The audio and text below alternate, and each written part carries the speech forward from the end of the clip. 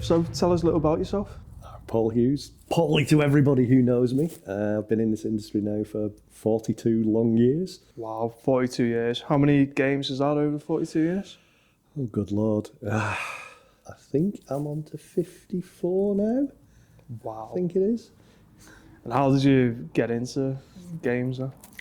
I was 12 at the time, and Pac-Man had just come out in the arcades, and I spent all of my holiday money on it.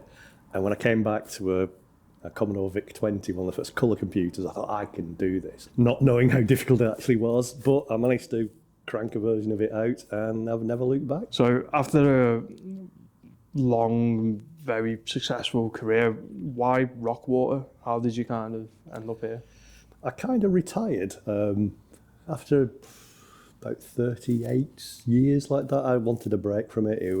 Games were getting a lot bigger. There was a lot of crunch in the world, and I needed a break, so I sort of retired. And then I got a phone call from Phil Gaskell, who's the creative director at Rockwater, who we used to work with many years ago. And he said, do I want to come and work with him again? And so, yep, I was straight round, and I've never looked back.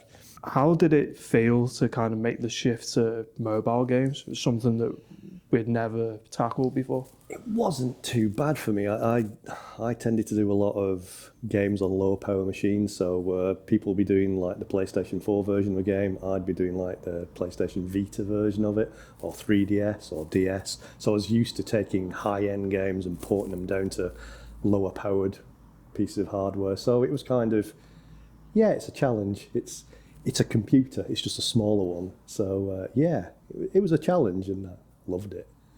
I think for me, it was a massive shift. I've only made games for console, mainly PS4, PS5 at those generations. So having to have a lot more strict technical requirements was like definitely a challenge for the art team as well.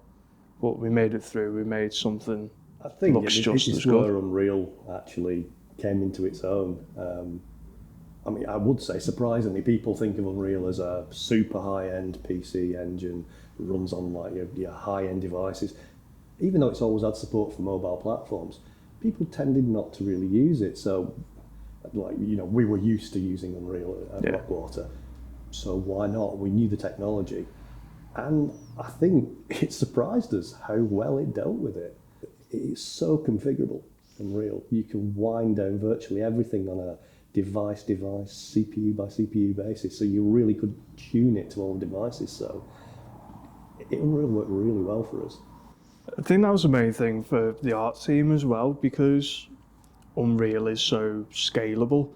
We could make things as if we were making them for console, and then dial them back in engine when we had to. Our workflow was the exact same. We were using the exact same pipeline, just slightly smaller res textures and slightly less geometry. And it's knowing the trickery that we used to use in the olden days when we didn't have all the clever lighting that we have nowadays that we couldn't quite use on mobile. So harking back to some of those old tricks really helped us out as well. But it's great to be able to have super high-end assets that you can put on a billboard that at the same time can run on a little mobile phone like an iPhone 6. So that scalability was incredible, really. So overall, how did you kind of find the experience? Again, surprisingly good. You expect on PCs and consoles, you have gobs of memory, so you can be a bit like blasé with allocating memory here and everywhere. It doesn't matter if that texture's 4K, it doesn't really matter. On mobile devices, you have to be a bit tighter on it. Yeah. But Unreal takes care of a lot of it for you. You have to watch it, you have to keep your eyes on it. It can load a lot of things in the background, but that's just experience of knowing what it does and how it works under the hood. But in general, again, it was kind of like developing on a PC, really, just on a smaller device where I had to put my glasses on to look at it. Just want to touch on characters a little bit. The characters on mobile are very resource intensive. Yeah, it can be really difficult to implement them. How do we go about Can you think of any little tricks you use in Unreal? Classic old school trickery is we cheat. So we rendered off really high res versions of all the characters, and we effectively played them back as movies. Now, movie player back on the phones is a lot of built-in hardware, but it's still expensive. And about the time we started doing the Queen's Gambit, Epic bought this little company called Rad Game Tools that do some incredible compression technology, one of which is called Bink, which is a video compressor, which is crazy fast. So that kind of fixed the speed factor for us, but it also had this new compression system in there called Oodle, which was a general compression solution, a combination of Bink, Oodle, and some old trickery where we delta between different frames and you glue all that together. You get really high res rendered on PC models that take virtually no memory and virtually no CPU. So it actually got, as the further we went in the game, we had more and more animations and more heads because we could afford to do it. Yeah. So that was a boon, having them buy Rad when they did. Yeah. One of the main things for me as well was it just managed that project bloat. It meant then that only one or two artists had that character project, if you like, local on their machine, and no one else had to worry about that. Yeah, we had it all on a build machine that went away and built all the movies. It did all the grunt offline, so it did all the heavy lifting offline, so that when it finally came to a mobile phone, it was taking virtually no processing time for it. Memory management on mobile can be a pain. Oh yes. There isn't as much memory available as a console or a PC. Did we do anything special, like behind the scenes, to try and keep that down or make it work? A lot of it is suck it and see. It does. Unreal manages its own memory with its garbage collection system. The key to it really is just keeping an eye on it. There's a lot of nice tools in there to actually track when you load a model in, that loads another model in, that loads another set of textures in, and you can see the memory go up and up and up. And then it's a case of like going back to art or design and going like, can we make it so we only load this in later? So we had an eye on it and basically kept on going till we ran out of memory, and then tried to find out why we ran out of memory. Rejig things, so things were loaded in different orders, things were loaded asynchronously only when they were needed. And I think it's just coming from like the old school where you had to manage your own memory, and you had like a sheet of paper with your memory map on it where everything was loaded in, and then when things got moved out, this got moved into it, and it's kind of that mindset. But nowadays you have tools in Unreal to do that for you, so I don't have to have like loads of I'll try that again. You don't have to have loads of sheets of like tractor paper and writing down where all the memory goes. So again, it's using the tools that you're given, really, using them well. Yeah. Did we do any other little interesting Unreal tricks to try and keep the quality up, or? So one of the little tricks that we had, especially with mobile devices, is heat. That's the biggest killer on mobile devices. They don't have fans in them to cool them down. So when they start getting hot, the actual systems themselves start to slow the chips down, and obviously that messes with your frame rate. So you have to do everything you can to keep the quality of the visuals up, but without hitting it so hard that it heats up and slows down. So we came up with a little system in there that only updated parts of the screen that needed to be updated. So if you were swinging around on the board and you set the board in a particular view to play the chess, it would just completely stop rendering that and only render little bits that update on the screen, like your HUD. And then when you spun the board around, it would bring it all back to life again, then it would go quiet again. So it was constantly boosting and dropping the power all the way through, and that actually saved a lot of heat coming from it, because the quality of the graphics we were putting in there, we were using some shades in that we really shouldn't have been using on mobile phones, because they're very complex shaders that eat and that create a lot of heat.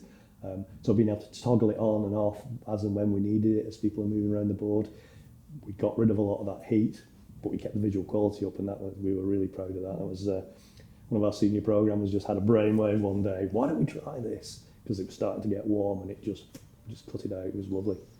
That's really. I didn't realise we were doing that. That's it has a really good name that I can't remember. They came up with a really terrible acronym for it, but that basically is it. It tracks every single thing that's in the scene and it knows when things need or don't need to be updated, and then just decides, no, I'm not going to update the scene this time. I'll just update the bits on the hood and the chest clocks and what have you. It's only when you start spinning the camera around or moving pieces around, or when one of the character slides in, it updates the render for that, then stops again and winds it all back. It's really nice. Wow, that's amazing. How would you ultimately sum up the experience using Unreal to create the Queen's Gambit chess? Surprising, I think, is the best. It is the best way of putting it. Like I said before, you expect Unreal to do really well on high-end devices. It's not really well known for, and it's had support for years and years and years for low-end devices and phones, but for one reason or another, people didn't use it, and it was shockingly good. The speed that we got the thing up and running from a PC build of it that just ran without any sort of modifications to any of the art that we were doing for like test runs on the PC just ran on it, and that gave me the gusto to carry on with it. Actually, we might be able to pull this off. So yeah, it impressed me. Touched on it earlier, we didn't have to change our workflow or pipeline much at all, really. We had to be clever with our texture sizes and how we were using them. But ultimately, just the way that the engine can scale different elements for, you know, different levels of hardware, run it on the brand new Samsung tablet that can afford to have things thrown at it, down to, you know, a generation of phone from 5 years ago almost. It was very easy as artists to pick and choose what we wanted to turn on different devices. I think that's it, having a common workflow. I mean, I'm like talking before, I was used to taking something off a PS4 and putting it on the Nintendo DS, or putting it on a closer to it, a Vita. But still, we had to rebuild all the worlds, retexture everything, reskin all the characters and all that. With the Unreal workflow, you are kind of building it once and giving it hints on how to bring it down to the lower levels. So from an art point of view and a just managing all the assets point of view, it was a boon. It was a godsend to do it that way. And I think that's the bit that people have missed, that you really can do a high-end game and a low-end game, very, very close assets without having to reinvent the wheel multiple times.